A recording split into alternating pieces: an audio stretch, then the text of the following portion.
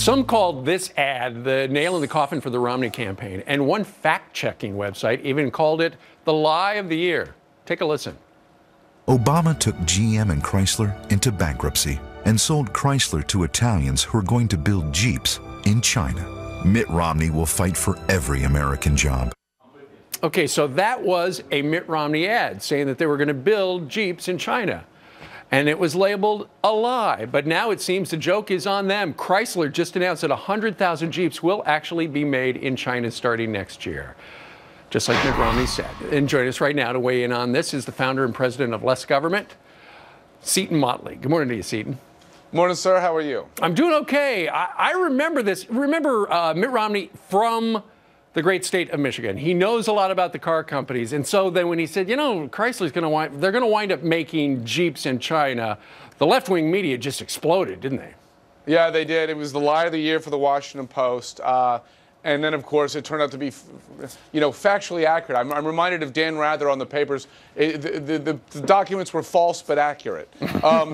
This was exactly what, if you'll recall, Paul Ryan, in his vice presidential speech and in other places, pointed out that Barack Obama gave a speech at a Janesville, Wisconsin GM plant and said, we're going to keep this open for 100 years with the auto bailout. And then they closed it and started making those cars in China.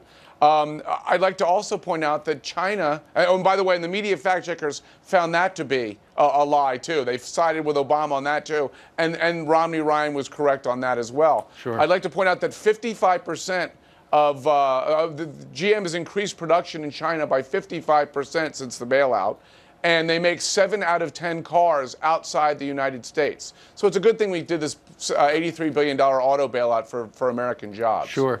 So, but, a big part of the president's base are, auto union workers. And so if they hear, hey, they're going to ship a bunch of car manufacturing jobs out to China, they think, oh, well, wait a minute, I don't like that idea. So you've got this fact-checking organization came in and said that's the lie of the year.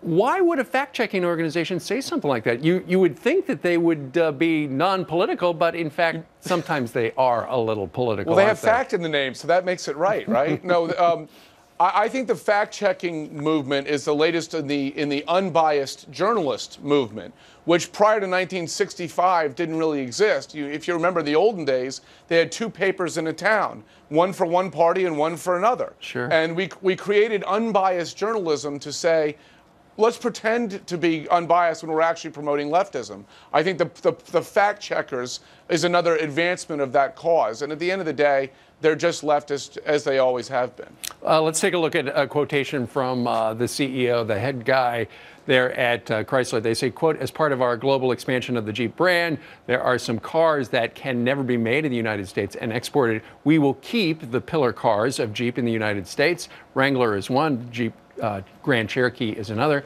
If you tell me I cannot make a Patriot somewhere else, I might as well go out of the market. And that's from Sergio Marchionne, who heads up Fiat and Chrysler. He's just being a businessman.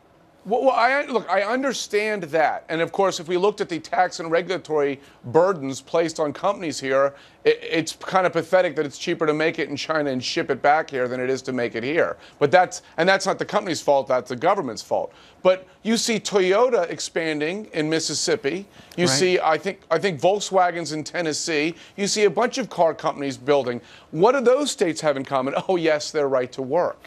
So the problem here isn't so much it's partly the tax and regulatory burden of government. It's also the unbelievably punitive costs of unions in states like Michigan, which has now gone right to work. We'll see how that affects the auto industry. But at the end of the day, $26.5 billion of the auto bailout was a direct check written to the United Auto Workers Union, which, of course, the Democrats then saw a lot of in 2012 in the election cycle. Indeed. All right. Seton Motley joining us live to talk about how Mitt Romney was right. Ironically, we find that out today on the day the president's sworn in for a second term. All right, Seton, thank you very much. Thank you.